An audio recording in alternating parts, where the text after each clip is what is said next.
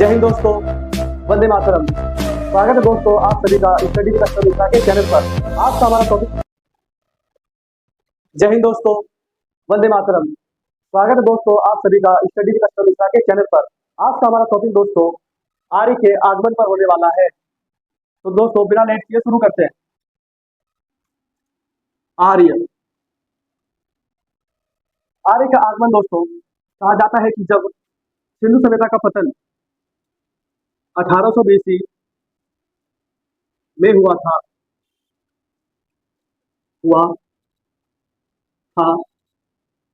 तो आर्य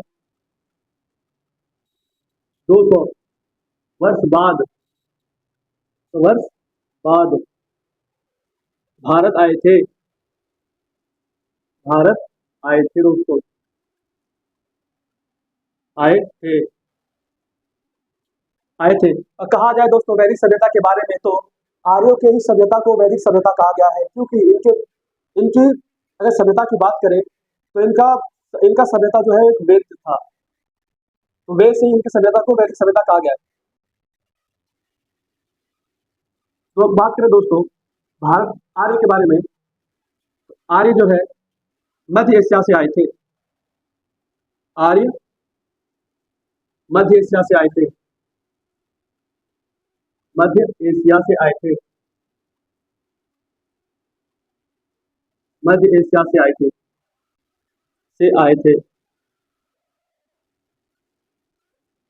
मध्य एशिया से आए थे दोस्तों। और कहा जाता है कि इनकी जो सभ्यता थी वो एक सिंधु सभ्यता के बाद दूसरी सभ्यता कहा जाता है दोस्तों कि भारत में आए थे।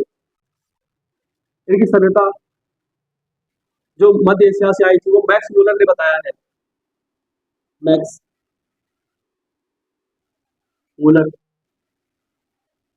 ये एक इतिहासकार है दोस्तों जिन्होंने बताया है कि आर्य मध्य एशिया से आए थे तथा इसका साक्ष्य दोस्तों, इसका साक्ष्य साक्ष्य एक बोगज गोई अभिलेख, बोगज कोई अभिलेख से प्राप्त है। बोगज गोई एक अभिलेख है दोस्तों जिसमें कि आर्यों के मध्य एशिया से आने के बारे में लिखा हुआ है। और बात करें दोस्तों इस अभिलेख में 4 वैदिक देवता का वर्णन है। 4 वैदिक देवता का वर्णन है। वैदिक देवता का वर्णन है, का वर्णन है। बात करें दोस्तों 4 वैदिक देवताओं की, तो पहला है दोस्तों इंद्र, दूसरा वरुण,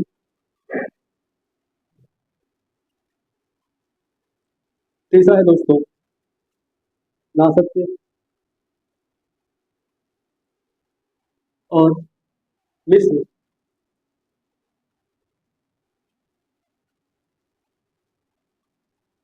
मित्र ये 4 वैदिक देवता है दोस्तों।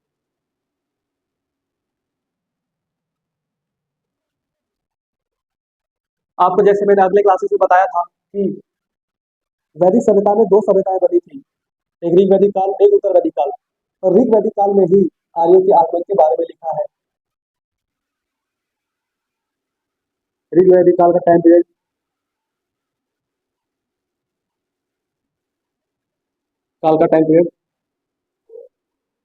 कहें दोस्तों तो 1500 बीसी से 1000 बीसी का है। और इसी में दोस्तों आर्यों के आगमन का सिद्धांत है।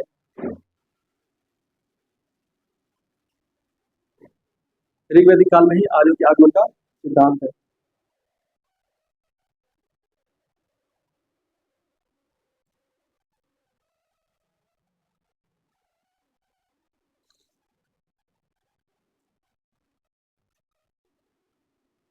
अब हम बात करेंगे दोस्तों आर्यों के विस्तार के बारे में कि आर्य अगर मध्य एशिया से आए थे तो वो भारत में किस किस क्षेत्रों पे पहुंचे थे, तो जानेंगे दोस्तों।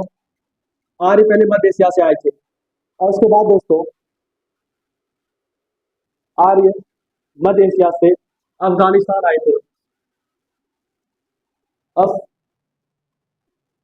अफगानिस्तान। अफगानिस्तान आए थे दोस्तों। उसके बाद कहा जाता है कि आर्य पंजाब आए थे। फिर पंजाब से दोस्तों हरियाणा,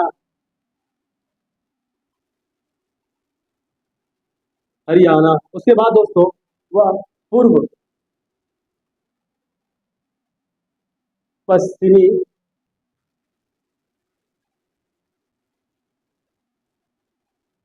हरियाणा। उसके बाद वह पश्चिमी पश्चिम यूपी। फिर दोस्तों कहा जाता है पश्चिम यूपी के बाद पूर्व यूपी, पूर्व यूपी तथा पूर्व यूपी के बाद दोस्तों वह मगध पहुंचे थे।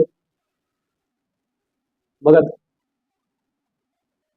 मगध को दोस्तों 600 बीसी में पहुंचे थे। कितने? 600 बीसी में वो मगध पहुंचे थे।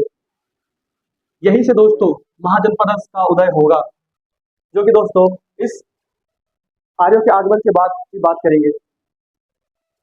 अब हम बात करेंगे दोस्तों कि आर्यों के भौगोलिक स्थिति का क्या बात था, कि वो किन किन क्षेत्रों से, किन किन नदियों से तथा पहाड़ पर्वत और मरुस्थलों से परिचित थे। दोस्तों अब हम बात करेंगे आर्यों के भौगोलिक स्थिति के बारे में। भौगोलिक स्थिति की बात करें तो भौगोलिक स्थिति,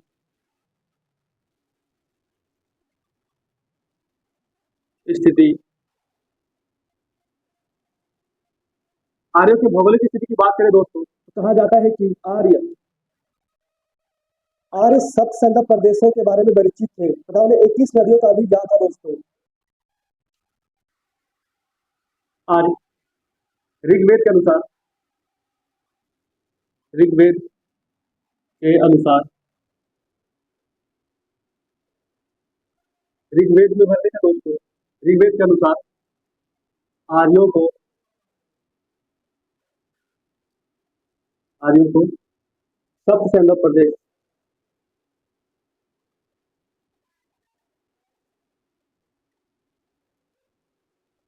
सप्त संगम प्रदेश, प्रदेश एवं ऋग ऋग्वेद में वर्णित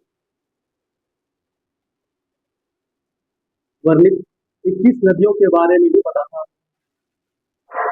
नदियों नदियों की भी जानकारी थी।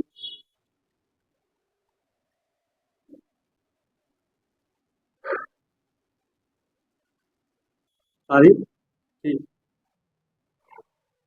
आप देख रहे हो दोस्तों सप्त संगम प्रदेश। तो सप्त संगम प्रदेश का मतलब होता है दोस्तों एक ऐसा क्षेत्र जिसे 7 नदियों के द्वारा सींचा जाता है, उसे ही सप्त संगम प्रदेश कहते हैं। 21 नदियों की बात करें दोस्तों तो ऋग्वेद में 2 नदियां बहुत प्रसिद्ध थी। पहला, प्रथम नदी दोस्तों,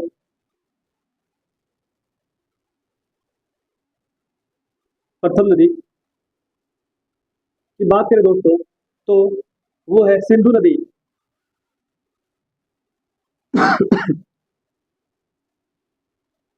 सिंधु नदी, जो कि दोस्तों कहा जाता है ऋग्वैदिक काल में कई बार इसका उल्लेख हुआ है तथा दोस्तों सिंधु नदी अधिक बार आया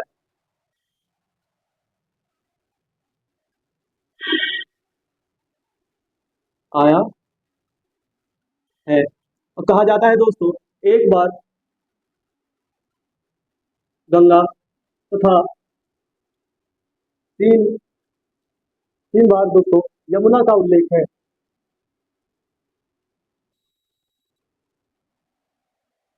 का भी उल्लेख है उल्लेख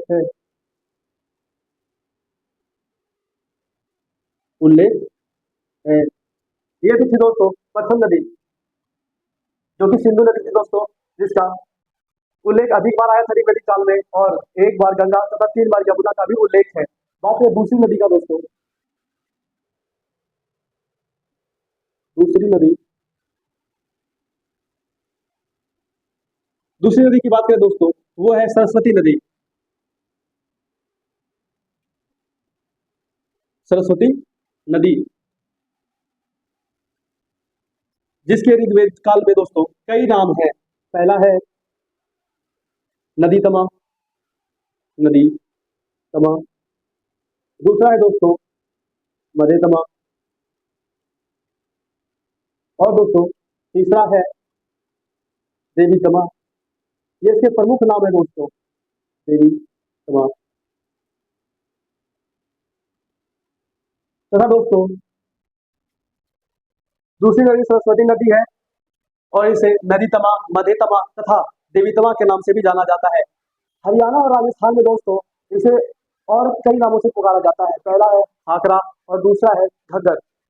हरियाणा की बात करें और राजस्थान,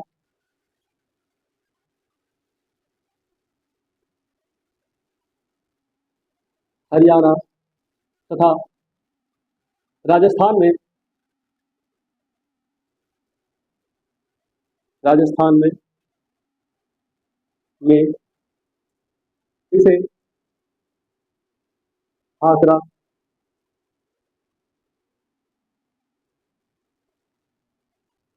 और घग्गर के नाम से जाना जाता है, नाम से जाना जाता है, जाना जाता है, जाता है। ये तो रही दोस्तों सिंधु सभ्यता के भौगोलिक स्थिति के बारे में कि उन्हें ऋग्वैदिक काल के अनुसार सबसेना प्रदेश और नदियों का भी परिचय था। और दोस्तों वो पर्वत श्रृंखलाओं से भी परिचित थे तथा वो मरुस्थल को भी जानते थे। पर्वत श्रृंखलाओं की बात करें दोस्तों, पर्वत पर्वतमालाओं की बात करें तो दोस्तों कहा जाता है वह हिमालय, हिमालय तथा दोस्तों अरावली, अरावली, अरावली जैसे पर्वत से भी परिचित है दोस्तों, क्योंकि उन्होंने हिमालय के दो चोटियों का वर्णन किया है, जो है हिमवन, हिमवन और दूसरा है दोस्तों मुंजवन, मुंजवन, मुंजवन। ये दोस्तों हिमालय की दो चोटियां हैं, हेमन और मुंजवन। बात करें दोस्तों मरुस्थल के बारे में, तो ये दोस्तों कहते थे मरुस्थल को धन्व, ये मरुस्थल को धन्व कहते थे। मरुस्थल, मरुस्थल की बात करें दोस्तों तो ये मरुस्थल को धन्व कहते थे, धन्व, धन्व कहते थे। ये तो ये दोस्तों इसकी भौगोलिक स्थिति के बारे में। अब हम बात करेंगे दोस्तों सिंधु सभ्यता के समाज के बारे में। तो दोस्तों अब हम बात करेंगे आर्यों के समाज के बारे में। कहा जाता है दोस्तों आर्यों का समाज, समाज जब दोस्तों आर्य मध्य एशिया से भारत आए थे तो उन्होंने अपने समाज को दो वर्गों में विभाजित किया था। आर्य भारत आए थे, आए थे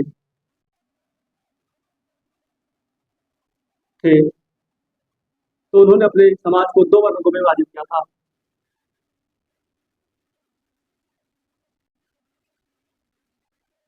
अपने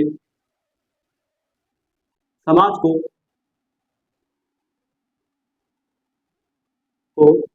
दो वर्गों में विभाजित किया था, दो वर्गों में विभाजित किया था, किया था, किया था। बात करें दोस्तों तो दो वर्ग, तो पहला है गुरुकुल, गुरुकुल तथा दोस्तों दूसरा है डी ए वी,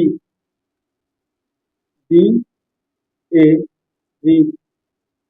डीएवी का मतलब होता है दोस्तों दयानंद एग्लू वैदिक।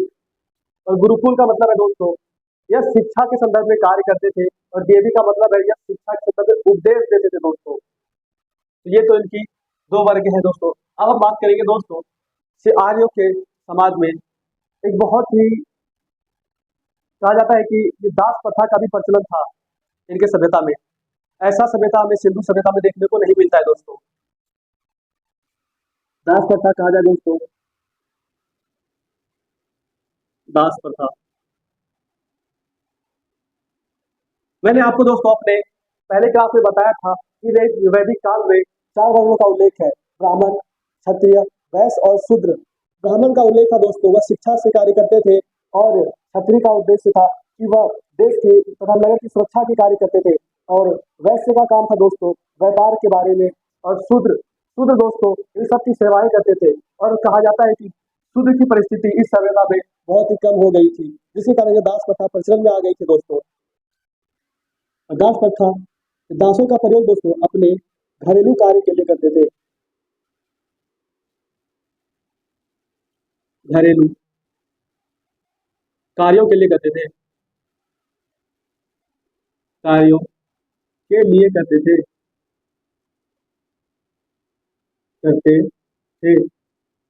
ये दासों का प्रयोग दोस्तों घरेलू कार्यों के लिए करते थे, चाहे वह नर हो, नारी हो, चाहे खुद आर्य या अनार्य हो। वह उन्हें दास बनाकर अपने घरों में कार्य करवाते थे, अपने घरेलू कार्यों के लिए करते थे, चाहे वह नर हो,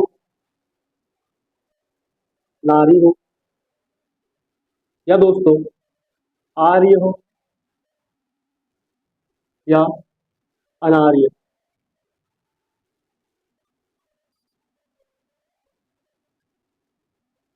ये तो थी दोस्तों दास प्रचलन की व्यवस्था। कहा जाता है दोस्तों कि इस सभ्यताओं में, लेकिन दोस्तों कहा जाता है कि महिलाओं की स्थिति बहुत ही अच्छी थी, जो कि और किसी सभ्यताओं में देखने के लिए नहीं मिलता है दोस्तों। आर्यों की सभ्यताओं में महिलाओं की स्थिति बहुत ही अच्छी थी दोस्तों। बात करें तो महिलाओं की स्थिति के बारे में,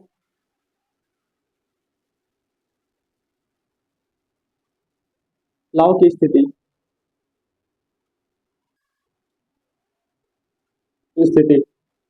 कहा जाता है दोस्तों कि इस इस काल में दोस्तों महिलाएं शिक्षा के आधार पर तथा शिक्षा के आधार पर, राजनीति के आधार पर और दोस्तों विधवा पुनर्विवाह तथा न्योय प्रथा के आधार पर प्रचलन में थी दोस्तों। और कुछ ऐसी भी प्रथाएं थी जिसमें कि महिलाएं भाग नहीं लेती। आइए जानते हैं दोस्तों जो प्रथा प्रचलन में थी दोस्तों, पहले उनकी बात करते हैं। प्रचलन में बात करें दोस्तों,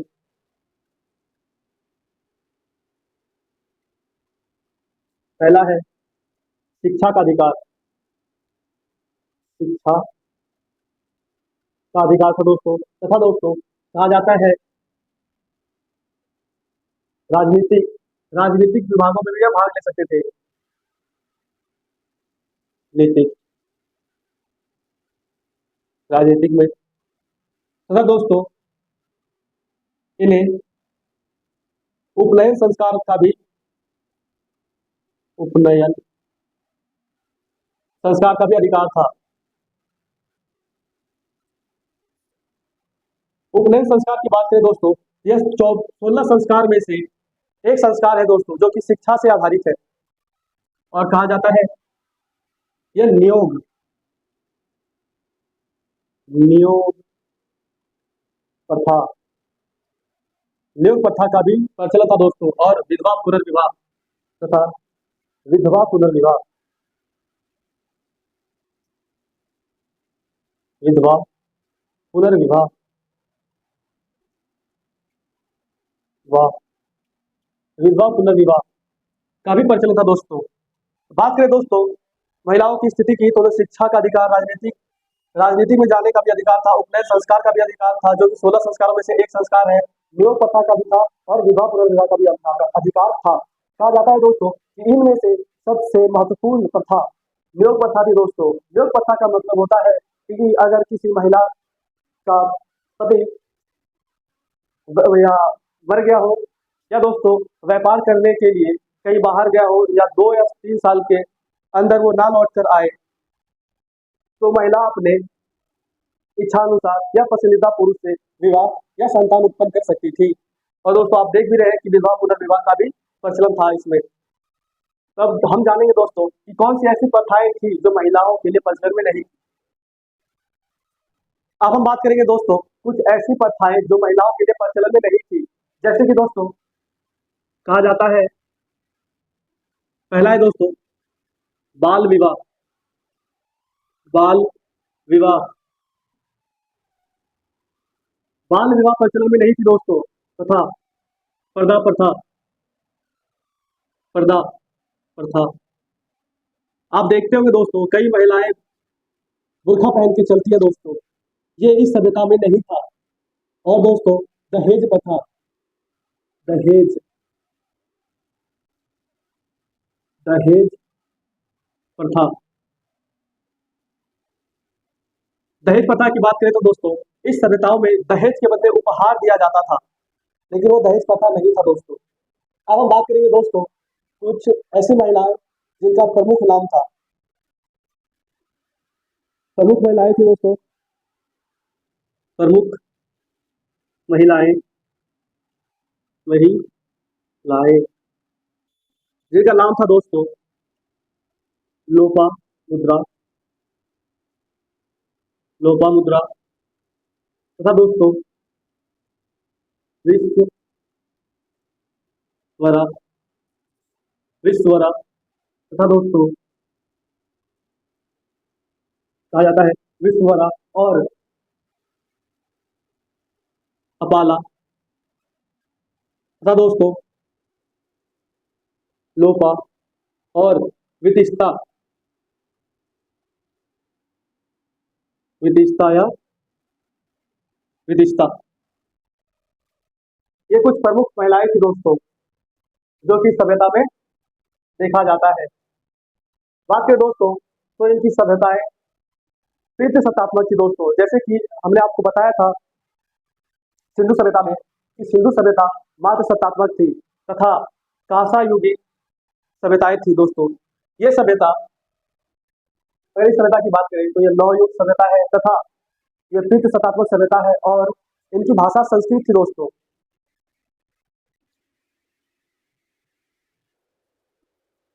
तीव्र सत्तात्मक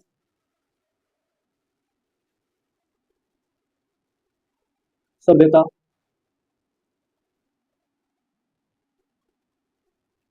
थी तथा लौहयुगी सभ्यता थी। सभ्यता थी सभ्यता थी और दोस्तों इनका भाषा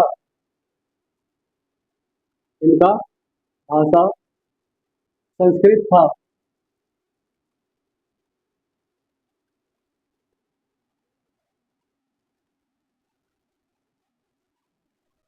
संस्कृत था। तो ये तो थी दोस्तों आर्यों की विशेषताएं। आप देख रहे होंगे दोस्तों कि आर्यों का विस्तार काफी तेजी से हो रहा था। उनके कुछ कारण थे दोस्तों।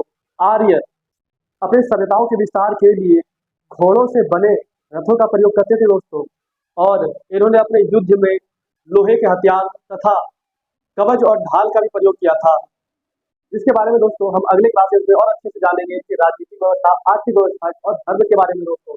तब हम जाके इस सभ्यता को समाप्त करके महाजनपदार्थ का उदय करेंगे दोस्तों। मिलते हैं दोस्तों आपको अगले क्लासेस में, तब तक के लिए जय हिंद जय भारत।